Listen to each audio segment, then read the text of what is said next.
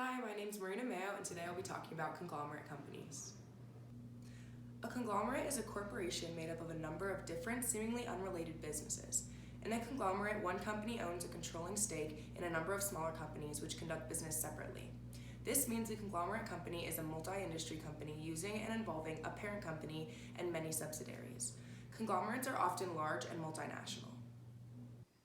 The top 20 United States conglomerate companies are Berkshire Hathaway, General Electric, Procter & Gamble, Alphabet Incorporated, Johnson & Johnson, Comcast, The Walt Disney Company, United Technologies Corporation, Honeywell, 3M, Lockheed Martin, Citigroup, AT&T Mobility, Textron, Dow Chemical Company, Walmart, PepsiCo, Mars Incorporated, Hasbro, and Time Warner.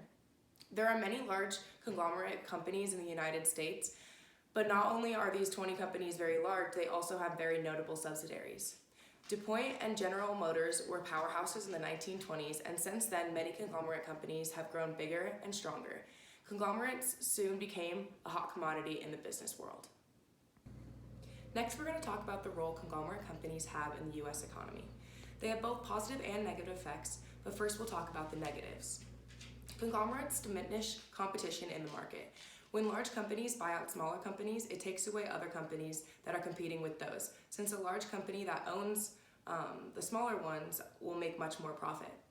When they are threatened with competition in any one of the fields of enterprise, the conglomerate company may sell below cost or use other unfair methods in the field, absorbing losses through profits made in other lines of activity, all rationalized in the name of meeting competition.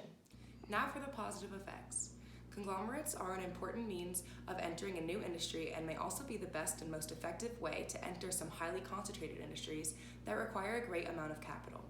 Other positive effects are that conglomerates coordinates the identity work that unites and inspires employees and helps affiliates spot and seize your opportunities, share resources and talent, and collaborate on strategic activities. Business groups using this model are not only profitable, they also outperform other companies in their markets.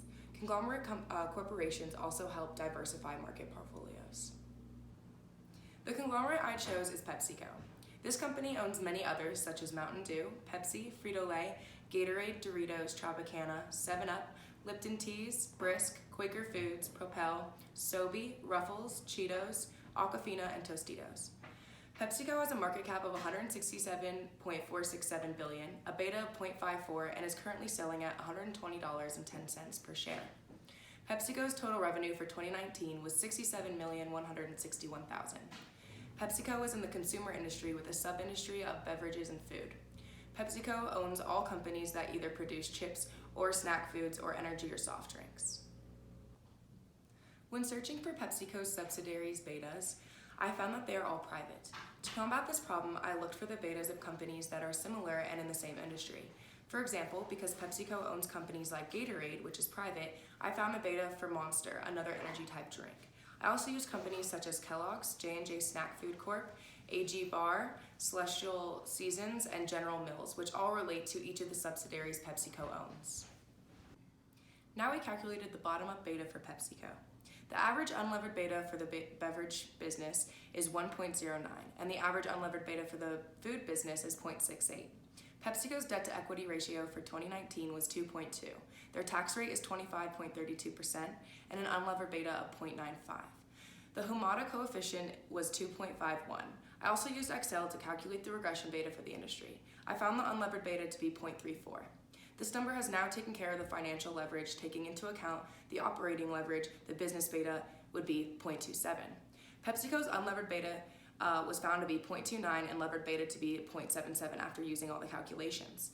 This means that the bottom-up beta for PepsiCo that captures the nature of the business in which it operates is 0.77. Thank you for watching my video on conglomerate companies.